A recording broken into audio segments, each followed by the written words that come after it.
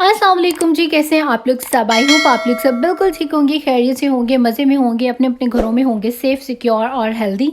मैं भी अल्हम्दुलिल्लाह बिल्कुल ठीक हूँ। और यहाँ पर जी मैंने रायन की ट्विंकल ट्विंकल लिटिल स्टार जो वॉल है वो की है जी तैयार। और उसके बाद यहाँ पर काफ़ी सारा जो मेस है वो हो गया। और वैक्यूम क्लीनर ने मेरी तो ज़िंदगी बहुत ज़्यादा जो है ना वो आसान कर दी है। देखिए कितना सारा मेस था और वैक्यूम क्लीनर की मदद से चुटकियों में जो है जी सारी सफाई हो चुकी है। खैर बाद में मैंने फिर क्लीनिंग की थी, अभी मैं आपको आगे दिखाती हूँ।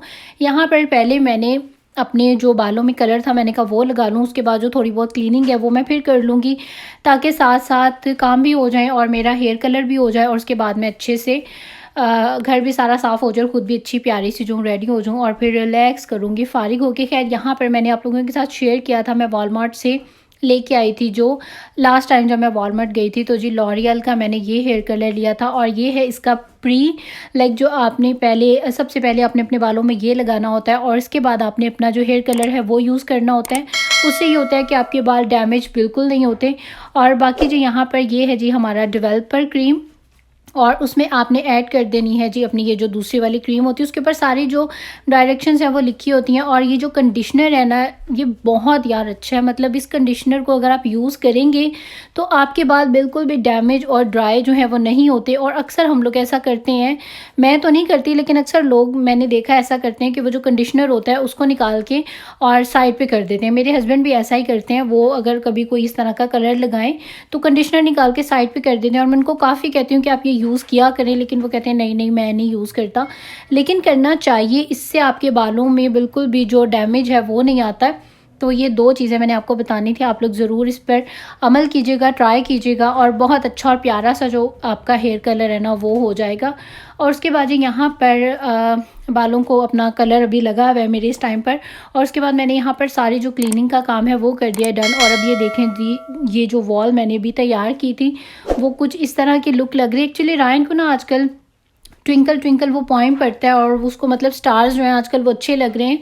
तो मैंने सोचा कि यहाँ पर उसकी जो बेड है उसके बैक साइड पर यहाँ पर प्यारा सा जो है एक थीम सा दे देती हूँ, इसको अच्छा लगेगा। और वो काफ़ी ज़्यादा एक्साइटेड भी था इसको देख के, और रूम में आते जाते मुझे बताता रहता है कि मामा ट्विंकल ट्विंकल जो स्टार्स हैं वो मेरी वॉल पे आ गए हैं सारे।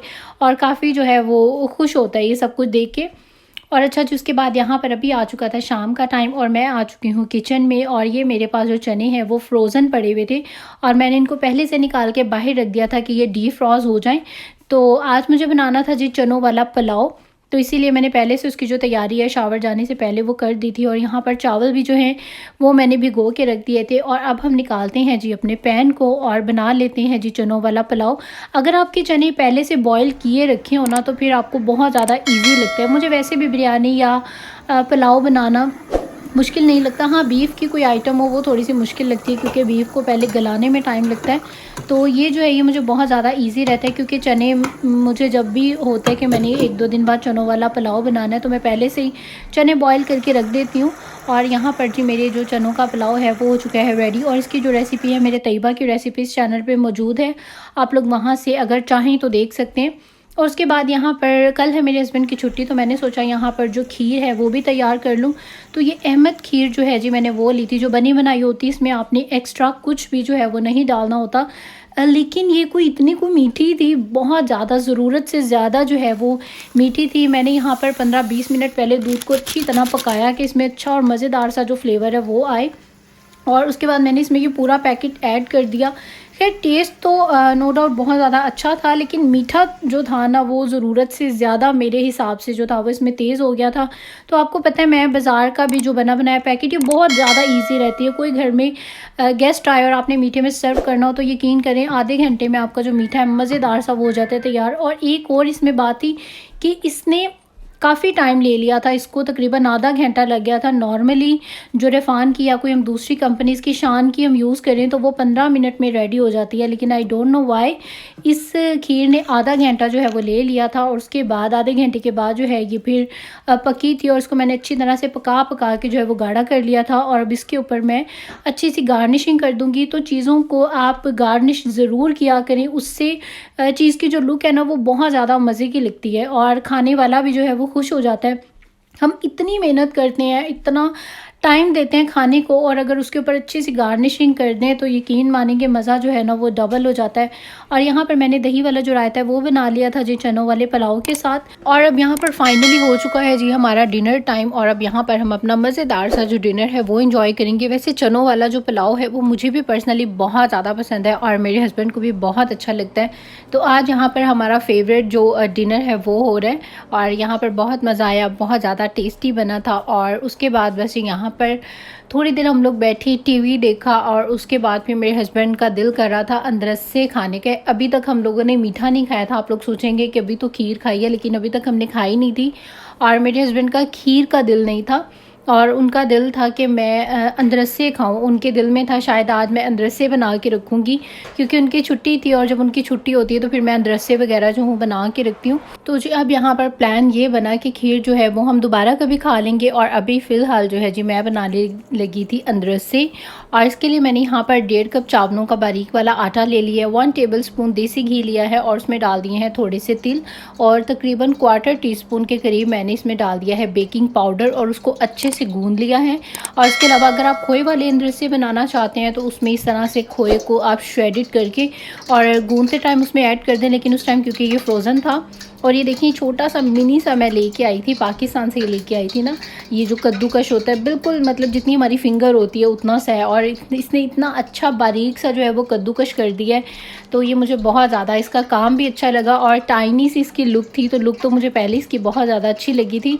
तो खैर जी यहाँ पर जो खोया मैंने अभी क्रश किया है उसमें मैंने एक दफ़ा आटे को अच्छे से मिक्स करके गूंद लिया है और उसके बाद इसके छोटे छोटे साइज़ के आपने पेड़े बना लेने हैं और उन पेड़ों को आपने तिल में इस तरह से कवर कर लेना है। शेप इसकी ऐसी प्रॉपर कोई नहीं होती और मुझे पर्सनली ये टिक्की शेप में भी अच्छे लगते हैं, तो मैंने कुछ अपने लिए टिक्कियाँ बना ली हैं और बाकी जो गोल जैसे कि इसकी ओरिजिनल शेप होती है मैंने कुछ जो है वो बाकी उस शेप में कर दी हैं। और उसके बाद यहाँ पर आप इसको ऑयल में कर लेंगे फ्राई और आपने बहुत ज़्यादा चम्मच नहीं चलाना है। आप जब पकाएंगे आपको खुद ही आइडिया हो जाएगा कि किस पॉइंट पर जो है हमें चम्मच जो है वो चलाना है। और बेकिंग पाउडर आपने इसमें बहुत केयरफुली डालना है। अगर बेकिंग पाउडर आपका ज़्यादा हो जाएगा तो आपके जो अनरसे हैं वो खुल जाएंगे, टूट जाएंगे।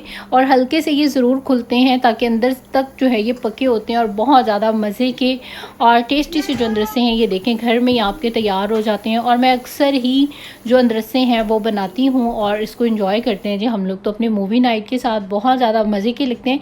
ये देखें इनकी जो लुक है वो भी सेम जैसे मार्केट के अनरसे होते हैं उसी जैसी है। हाँ आपका ऑयल जो है उसके अंदर सारे तिल ही तिल हो जाएंगे क्योंकि वो डेफिनेटली थोड़े बहुत जो है वो निकलते हैं। इसके जो तिल है ना ये थोड़े बहुत निकलते हैं, इसकी कोई प्रॉब्लम नहीं है। आप ऑयल को बाद में जो है किसी स्ट्रेनर की मदद से छान लें तो आप उस ऑयल को भी दोबारा जो है वो यूज़ कर सकते हैं।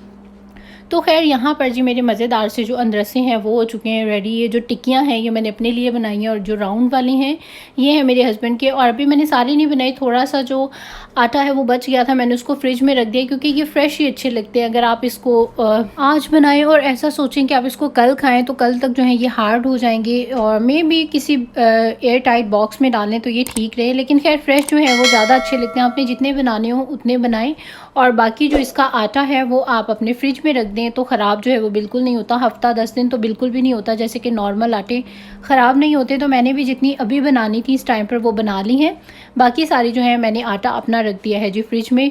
और खैर जी उसके बाद यहाँ पर अपनी अनरसे जो है वो खाने के बाद अभी हम लोग आ गए थे बाहर क्योंकि रायन को बाहर जाना था।